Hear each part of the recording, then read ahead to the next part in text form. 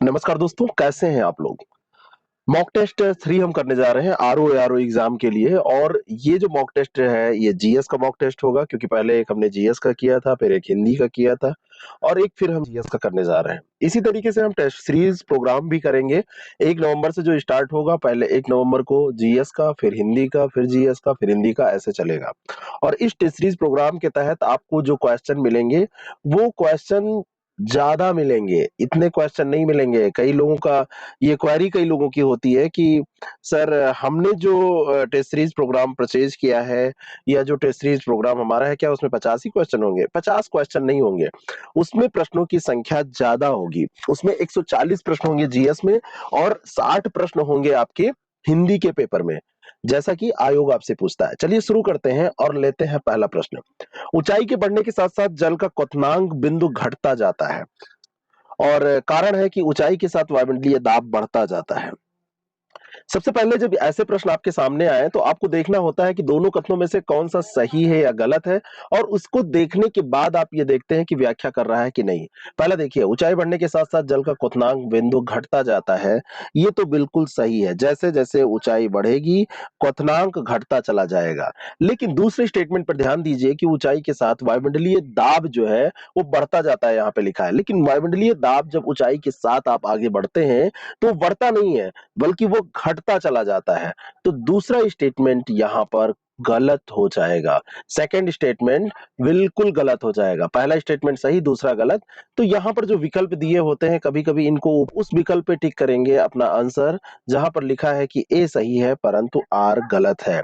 अगला जो प्रश्न है, रेडियो एक्टिविटी मापी जाती है, किससे मापते हैं रेडियो एक्टिविटी को? रेडियो एक्टिविटी को मापने के लिए यहाँ पर जो ऑप्शन दिए हैं उनमें गाइगर काउंटर जो होता है, इससे मापा जाता है। एक प्रकार का ये ऐसा संसूचक होता है, कण संसूचक होता है। आयनित विकिरण को मापने के लिए इसका प्रयोग किया जाता है और इस उपकरण के द्वारा नाभिकीय विकिरण के उत्सर्जनों का पता भी लगाया जा सकता है। तो बी ऑप्शन इसका बिल्कुल करेक्ट हो जाएगा। निम्न में से कौन जल के साथ अभिक्रिया नहीं करता है? जल के साथ अभिक्रिया ना करने वाला कौन है? आयरन जल के साथ अभिक्रिया करता है, मैग्नीशियम भी करता है, एल्युमिनियम भी करता है, लेकिन लेड लेड नहीं करता है। लेड जो धातु है ये जल के साथ अपक्रिया नहीं करती है। और ये आपको और भी ध्यान रखना चाहिए कि सिल्वर, गोल्ड और प्लेटिनम ये सब भी अपक्रिया नहीं करते हैं, बिल्कुल अपक्रिया नहीं करते हैं। अगला जो प्रश्न है, संयुक्त प्रांत का नाम बदलकर उत्तर प्रदेश कब रखा गया? संयुक्त प्रांत का कब नाम बदल के उत्तर प्रदेश रखा गया था? तो 24 जनवरी 1950 को। ए ऑप्शन इसका बिल्कुल करेक्ट हो जाएगा। उत्तर प्रदेश को पहले संयुक्त प्रांत के नाम से जाना जाता है, जैसे अब उत्तर प्रदेश कहते हैं। अब संयुक्त प्रांत के नाम से जाना जाता था तो कब तक जाना गया, ये भी प्रश्न पूछा जा सकता है। तो 24 जनवरी 1950 तक इसको संयुक्त प्रांत के नाम से जाना गया, उसके पहले तक, और उसके बाद में ये उत्तर प्रदेश हो गया। और भारत के गवर्नर जनरल ने प्रस्ताव पारित किया और इसका नाम उत्तर प्रदेश तब रखा गया। पहले इसकी राजधानी जो है वो इलाहाबाद हुआ करती थी, वही प्रयागराज, इलाहाबाद, वहां पर इसकी राजधानी हुआ करती थी। और 1920 की बात है जब इसकी राजधानी को लखनऊ ट्रांसफर किया गया। ठीक है। अगला प्रश्न, औरंगजेब ने दक्षिण में किन दो राज्यों को जीता था, किन दो राज्यों पर विजय प्राप्त की थी? औरंगजेब ने, नाम ध्यान रखा करिए कि औरंगजेब, और औरंगजेब से सीधा इसका आप याद कर लीजिए उत्तर, बीजापुर और गोलकुंडा। 1652 ईस्वी की बात है। दूसरी बार दक्षिण का सूबेदार औरंगजेब जब नियुक्त किया गया तो उसने गोलकुंडा और बीजापुर के विरुद्ध आक्रामक नीति अपनाई। 1652 ईस्वी में जब दूसरी बार वो बनता है तो आक्रामक नीति उसने अपनाई और इन दोनों राज्यों को विध्वंस करने के कगार पे पहुंचाया, लेकिन विध्वंस किया नहीं था, है ना। अगर दारा सिकोह का परामर्श ना होता, दारा सिकोह के परामर्श पर शाहजहां द्वारा भेजे गए आदेश के अनुसार 1656 ईस्वी में इनको एक संधि जो थी वो युद्ध संधि, युद्ध मतलब स्थगित कर दिया था, इसने विध्वंस नहीं किया था। अगर पूछा जाए विध्वंस कर दिया तो नहीं।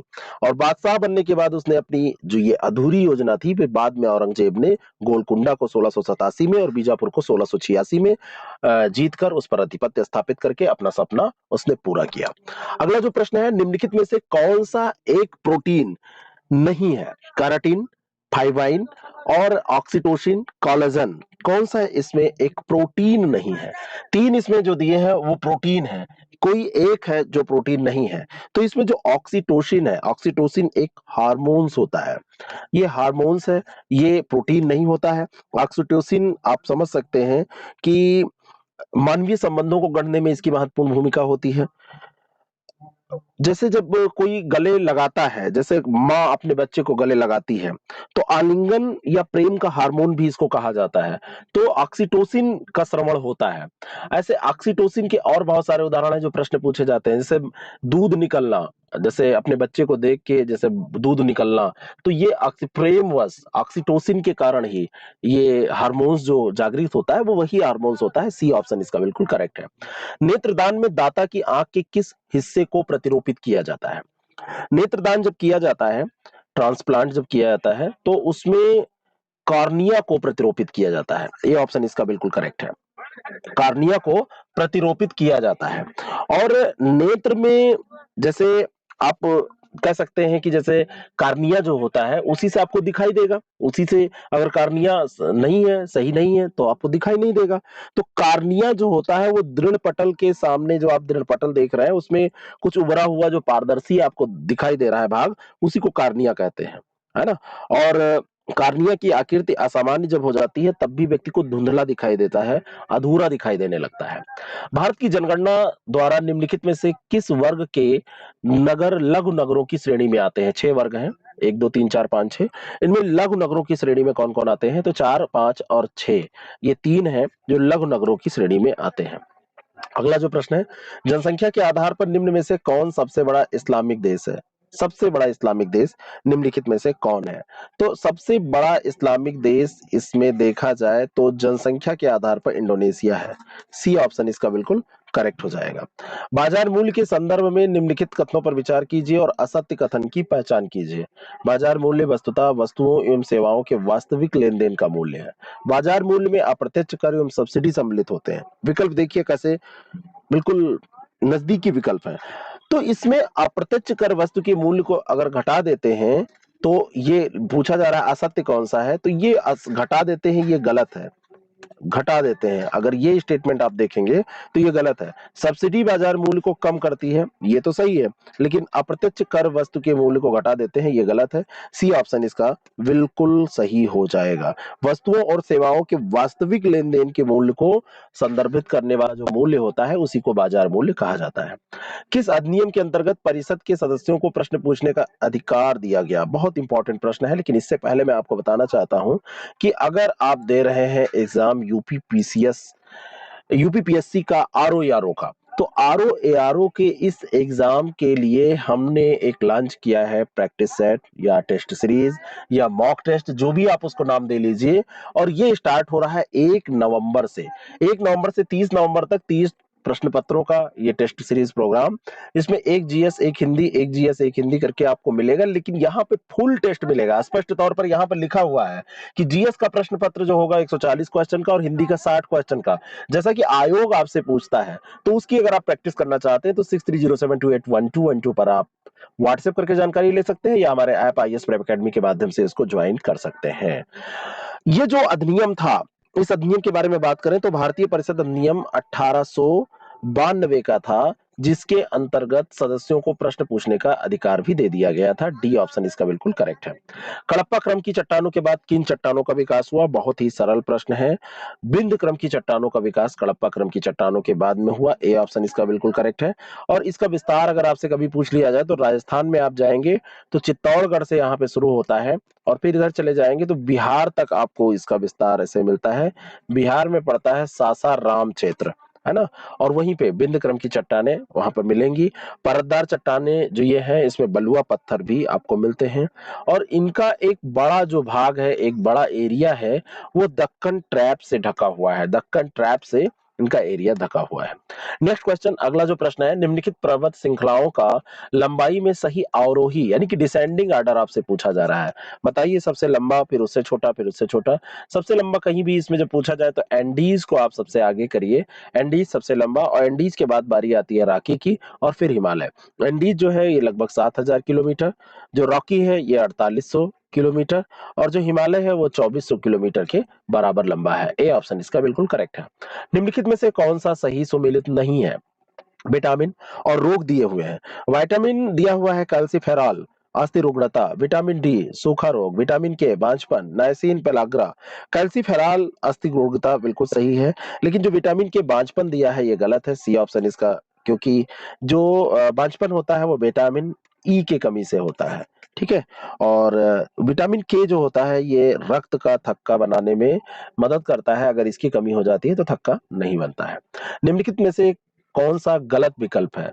ज्या बैपिस्ट टैवर्नियर फ्रांसीसी यात्री था जो एक जौहरी था। फ्रांसीसी बर्नियर जो एक फ्रांसीसी चिकित्सक था। निकोलो मनुची उत्तराधिकार के युद्ध का प्रत्यक्षदर्शी था और पीटर मुंडी एक ब्रिटिश यात्री था। तो यहाँ पर ध्यान दीजिए, पीटर मुंडी जो था एक ब्रिटिश यात्री नहीं था। पीटर मुंडी ये कहाँ का यात्री था, यही प्रश्न यहाँ पे पूछा जा रहा है। तो पीटर मुंडी ये गलत यहाँ पर दिया हुआ है। और पीटर मुंडी और निकोलो मनुची ये दो लोगों का नाम आता है, ये दोनों इटालवी थे, है ना, इटालियन थे इसको, इटालियन, जहां की सोनिया गांधी जी हैं। तो इटालियन, डी ऑप्शन इसका बिल्कुल करेक्ट है। विद्युत मोटर विद्युत ऊर्जा को यांत्रिक ऊर्जा में बदलता है, पहला स्टेटमेंट। और दूसरा दिया हुआ है कि विद्युत सेल रासायनिक ऊर्जा को विद्युत ऊर्जा में बदलता है। और ये दोनों के दोनों स्टेटमेंट बिल्कुल दुरुस्त दिए हुए हैं। सी ऑप्शन बिल्कुल करेक्ट है। ऐसे ही आपसे पूछ लिया जाए कि जो सितार है तो यांत्रिक ऊर्जा को ध्वनि ऊर्जा में, विद्युत सेल जो है वो रासायनिक ऊर्जा को विद्युत ऊर्जा में।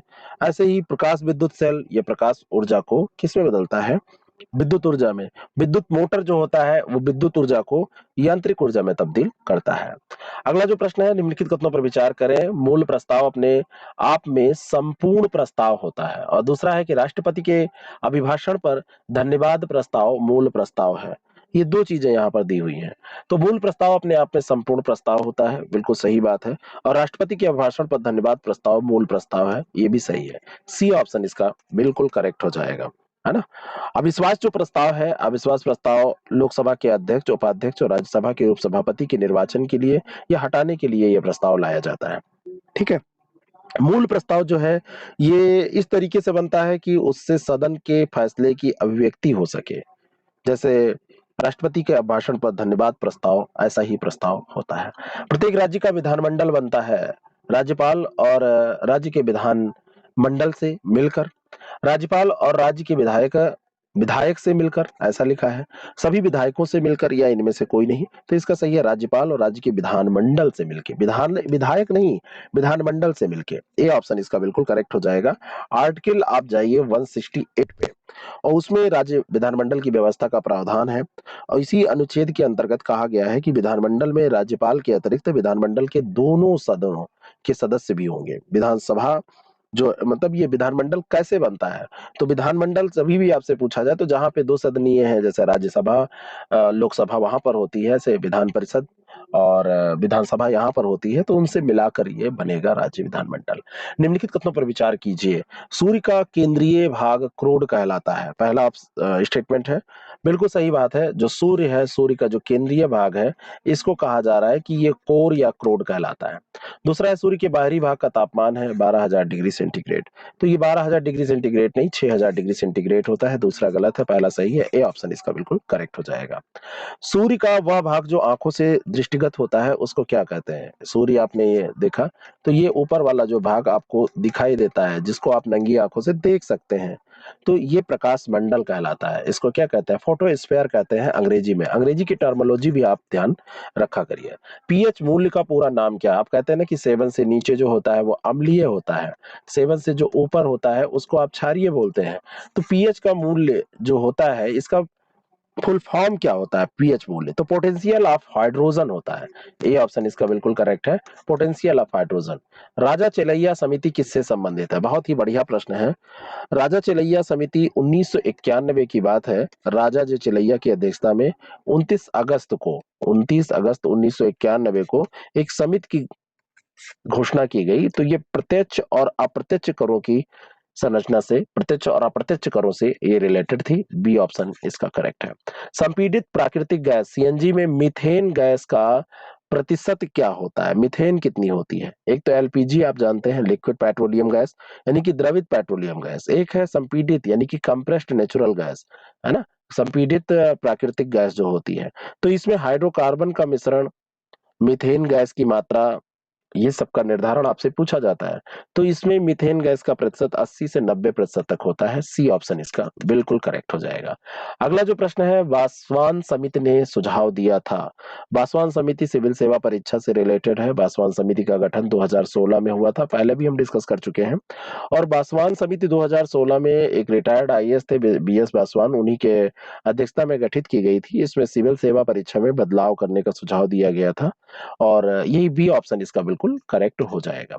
मीथेन गैस के बारे में असत्य कथन आपको बताना है। मीथेन एक कार्बनिक गैस है, इसे हाश गैस के नाम से भी जाना जाता है। प्राकृतिक रूप से सब्जियों के विघटन से प्राप्त होती है, और मीथेन का उपयोग कार्बनिक यौगिकों के निर्माण में किया जाता है। हाश गैस, ये गलत दिया हुआ है। हाश गैस के बारे में पूछा जाए तो आप याद रखिए N2O, नाइट्रस ऑक्साइड। तो नाइट्रस ऑक्साइड जो है ये होती है हाश गैस, ये मीथेन नहीं होती है। बी ऑप्शन इसका बिल्कुल करेक्ट है, क्योंकि यही असत्य है। ध्वनि का वेग सबसे अधिक किस में होगा? ध्वनि जो चलती है उसमें माध्यम जो होता है उसका महत्व होता है। जैसे ठोस है, द्रव है ना, और गैस है। ये तीन माध्यम अगर आप लें तो सबसे ज्यादा इसका गैस में होगा, और उसके बाद में सबसे कम इसकी, मतलब जो ध्वनि का वेग होगा वो ठोस में होगा, और सबसे कम निर्वात में होगा। तो बी ऑप्शन इसका बिल्कुल करेक्ट हो जाएगा। निर्वात में तो ये चल ही नहीं पाएगी, यात्रा ही नहीं कर पाएगी, एक स्थान से दूसरे स्थान पे नहीं जाएगी। निम्नलिखित में से कौन सा सही सुमेलित नहीं है? माध्यम और ध्वनि की चाल 0 डिग्री ताप पर मीटर पर सेकंड में। तो वायु में 332, क्या ये सही है? बिल्कुल सही है। अल्कोहल में 1213 लीजिए, इसीलिए दारू पीने वाले तेज चिल्लाते हैं, मुझे ऐसा लगता है, क्योंकि इसमें ध्वनि की चाल जो है वो बढ़ जाती है। कांच में 5640 और लोहे में 130, तो कांच सही है, लेकिन लोहा का माध्यम तो और अच्छा होता है, तो इतना कम नहीं होगी। लोहे में आप देखेंगे तो 5130 होती है, न कि 5130। तो 5130 मीटर प्रति सेकेंड इसमें होती है। डी ऑप्शन इसका बिल्कुल करेक्ट हो जाएगा। अगला जो प्रश्न है, निम्नलिखित कथनों पर विचार करें। पृथ्वी अपने अक्ष पर पूर्व से पश्चिम की ओर लगभग 24 घंटों में एक चक्कर पूरा करती है। बिल्कुल सही बात है, सोच के देखिए। 24 घंटों में पूरा करती है तो सही है, लेकिन पूर्व से पश्चिम नहीं, पश्चिम से पूरब करती है, वेस्ट टू ईस्ट ये करती है।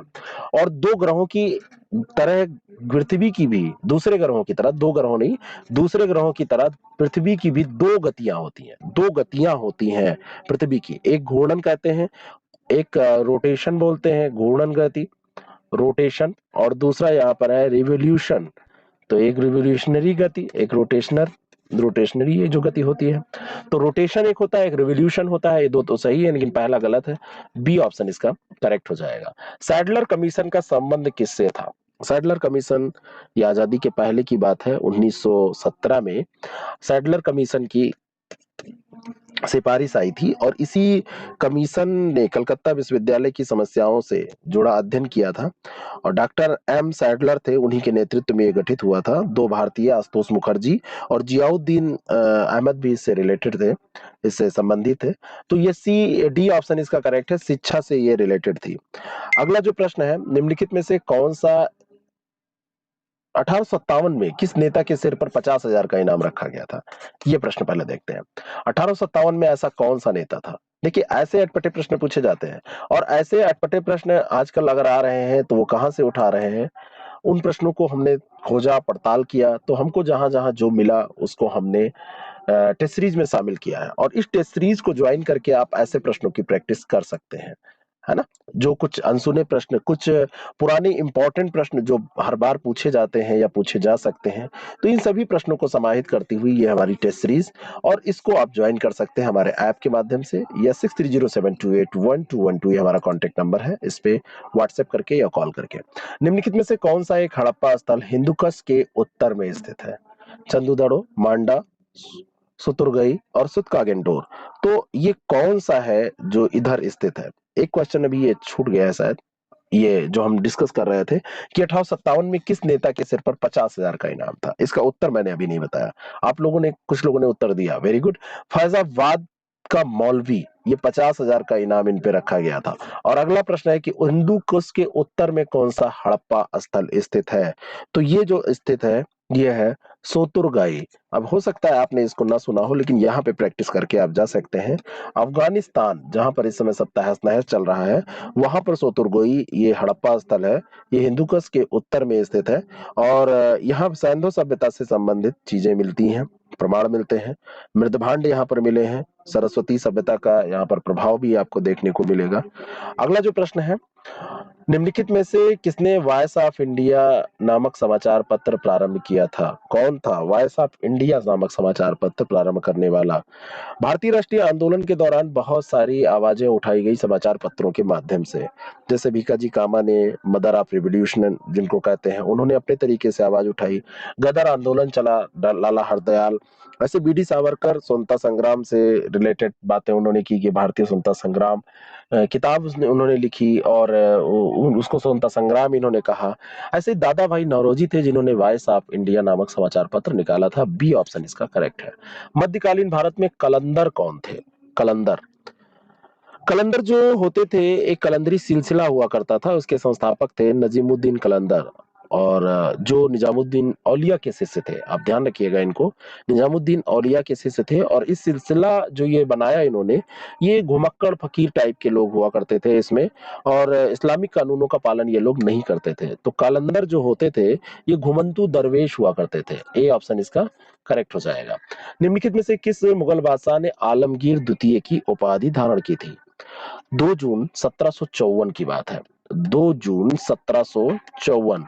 और वजीर इमाद उल मुल्क ने मराठों के सहयोग से अहमद शाह को अपदस्थ कर दिया और अजीमुद्दीन को आलमगीर द्वितीय की उपाधि के साथ मुगल बादशाह तब बनाया था। तो इसका नाम था अजीमुद्दीन, जो आलमगीर द्वितीय की उपाधि धारण करके मुगल बादशाह बना था।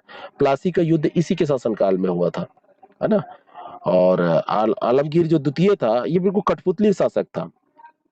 वजीर इसका इमादुल मुल्क हुआ करता था और उसी के हाथ में इसकी डोर थी। जैसा वो नचाता था वैसे ये नाचता था। 23 जून 1757, ये भी याद रखिएगा, 23 जून 1757 को जो प्लासी का युद्ध हुआ, तो इसी के शासनकाल में हुआ।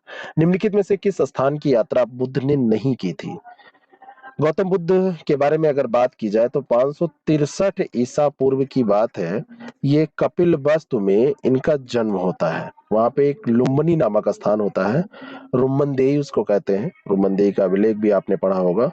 और धर्म प्रचार फिर करने ये जब इनको ज्ञान की प्राप्ति होती है तो धर्म प्रचार करने ये निकलते हैं।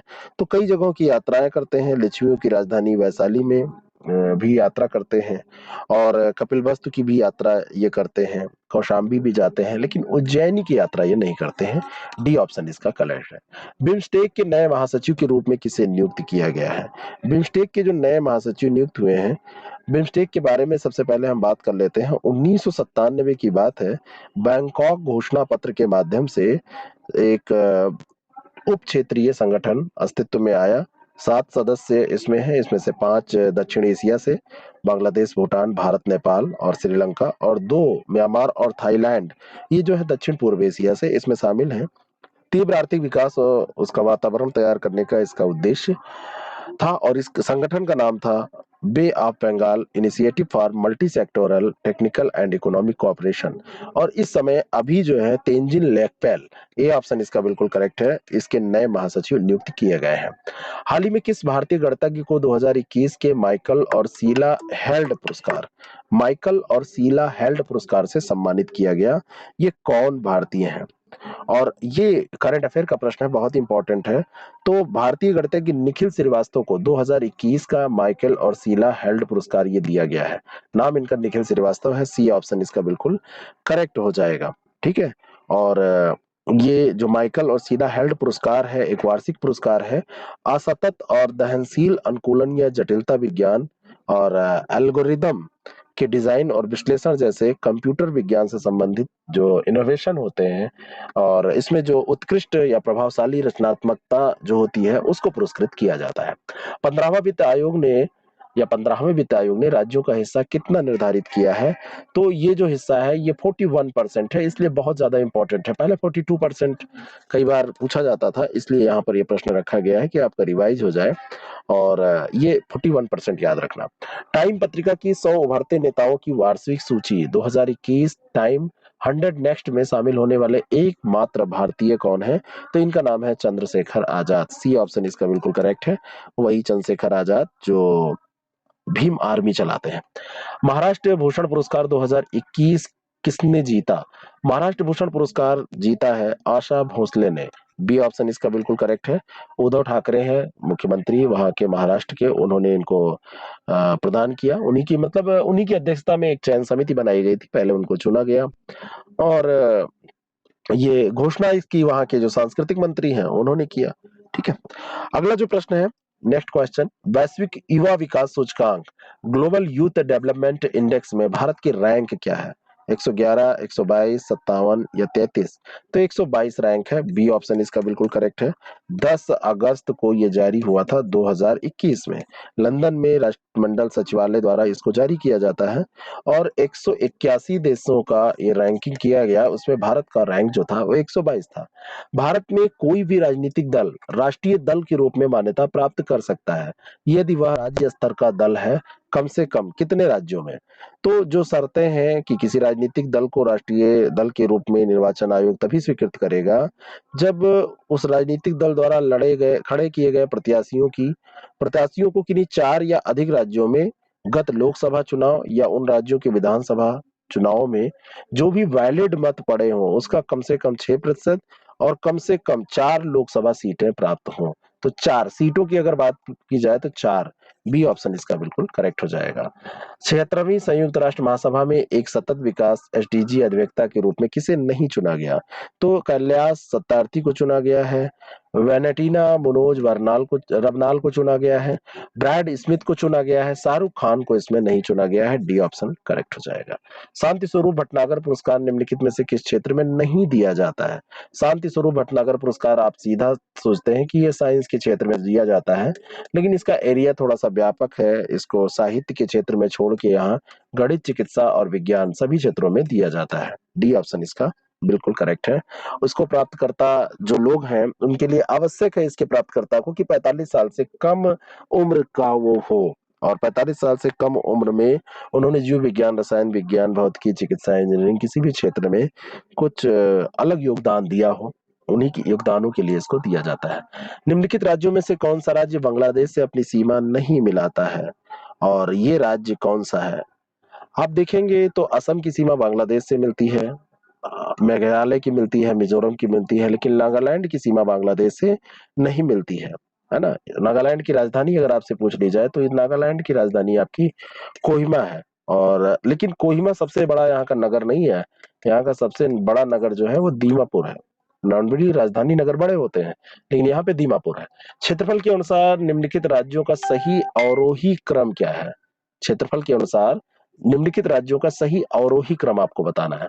आंध्र प्रदेश, बिहार, मध्य प्रदेश, उत्तर प्रदेश। तो क्षेत्रफल पूछा जा रहा है, ये ध्यान रखिएगा।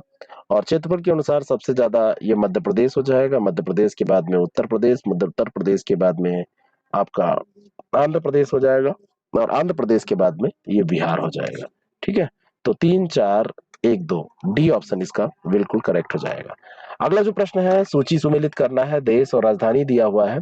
ऑस्ट्रेलिया की राजधानी आपको पता है कि कहाँ है, तो ऑस्ट्रेलिया की राजधानी कैनबरा है। तो 4 का ए हो जाएगा। ताजिकिस्तान की राजधानी ये दुशांबे है और तंजानिया की जो राजधानी है ये डोडोमा है और स्विट्जरलैंड की जो राजधानी है वो बर्न है। तो 4, 3, 1, 2, 4, 3, 1, 2 ये सी ऑप्शन इसका बिल्कुल करेक्ट हो जाएगा। अगला जो प्रश्न है, राष्ट्रीय अंतर्देशीय नौवहन संस्थान कहाँ पर स्थित है? और मैं आपको बताना चाहता हूं कि ऐसे प्रश्न आजकल जो पूछे जा रहे हैं इनमें सबसे बड़ी बात यह है कि आप बहुत कुछ मोटी-मोटी किताबें पढ़ के अगर रख लेंगे और रिवीजन नहीं करेंगे, फैक्ट अगर आप सही से रिवाइज नहीं करेंगे या क्वेश्चन के फॉर्म में उसको नहीं हल करेंगे, तो आपको मुश्किल वहां पे आने वाली है, क्योंकि क्वेश्चन देखने में सरल लगते हैं, आप छोड़ते नहीं, नेगेटिव मार्किंग में आपके मार्क्स बहुत सारे कट जाते हैं। तो इन्हीं सब चीजों के लिए मैं कहता हूं आपसे कि आप गो फॉर प्रैक्टिस। मैं बार बार कहता हूँ, गो फॉर प्रैक्टिस और go for test series. Test series में आप जाइए, किसी भी टेस्ट को आप लीजिए और अच्छे से करिए, सीरियसली करिए। और हमारी टेस्ट सीरीज में ये सबसे बड़ी खासियत है कि हम ऑनलाइन आपका एक जो हम अवसर देते हैं आपको और अनलिमिटेड टाइम उसमें हम आपको देते हैं। मतलब कई बार आप कर सकते हैं। अनलिमिटेड टाइम मतलब एक टेस्ट देने का अनलिमिटेड टाइम नहीं, एक टेस्ट को कई बार आप कर सकते हैं, तो उससे आपको बड़ा लाभ होता है। कम समय में आप रिवाइज कर पाते हैं, गलतियां आपकी निकल के सामने आ जाती हैं, किस पोर्शन में कितना गलत हुआ। राष्ट्रीय अंतर्देशीय नौवहन संस्थान ये पटना में स्थित है, ए ऑप्शन इसका बिल्कुल करेक्ट हो जाएगा। ठीक है। 2004 में इसकी स्थापना की गई थी, 2004 में। दो सूचियां दी हुई हैं, असम और इधर भी ये राजधानी ही दिया है, असम, नागालैंड, अरुणाचल प्रदेश, मेघालय। देखिए दो दो क्वेश्चन इस बार इसमें हमने दे दिए हैं। कभी कभी ऐसे प्रश्न आपसे पूछे जाते हैं, असम की राजधानी कहाँ पर है? असम की राजधानी है दिसपुर, तो ए का 3 हो जाएगा। नागालैंड की कोहिमा है, बी का 2 हो जाएगा। और अरुणाचल प्रदेश की ईटानगर है, सी का 4। और मेघालय की शिलांग है, तो 3-2-4-1, 3-2-4-1, बी ऑप्शन इसका बिल्कुल सही हो जाएगा। और अंतिम प्रश्न है, 72 व्यापारी चीन में किसके कार्यकाल में भेजे गए थे? बहुत बढ़िया प्रश्न है। 72 व्यापारी चीन में भेजे गए थे, तो किसके कार्यकाल में भेजे गए थे? चोल शासन हुआ करता था, और कुलोत्तुंग प्रथम उस समय चोल शासक था। तो उसने 1077 की बात है, 1077 ईस्वी में 72 व्यापारी इसने भेजा था। कितने? 1077 की बात है, और 1077 में 72 व्यापारी या सौदागर इसने भेजा था, एक दूत मंडल बनाया और वहां पर भेजा था। कुलोत्तुंग प्रथम था ये। ए ऑप्शन इसका बिल्कुल करेक्ट है। आपको ये कैसा लगा जरूर बताएं। अगर कोई क्वेश्चन कभी कभी मुझसे गलत हो जाता है तो आप बेहिचक उसको बताएं, कोई दिक्कत नहीं है। एरर हो जाती है, कभी टाइपिंग एरर हो जाती है। हिंदी में कल 2 क्वेश्चन गलत हुए थे, क्योंकि वो ऑप्शंस उसमें गलत सेट हुए थे, जबकि वो पूछा हुआ प्रश्न था, लेकिन आयोग ने भी गलत पूछा था, हमें यहाँ पे सुधारना चाहिए था। आप लोग कमेंट करें, अगर आपको लगता है कि ये क्लास दूसरों के लिए भी उपयोगी है तो उसको जरूर पहुंचाएं। और किसी भी प्रोग्राम से जुड़ने के लिए हमारे ऐप को जरूर डाउनलोड करें।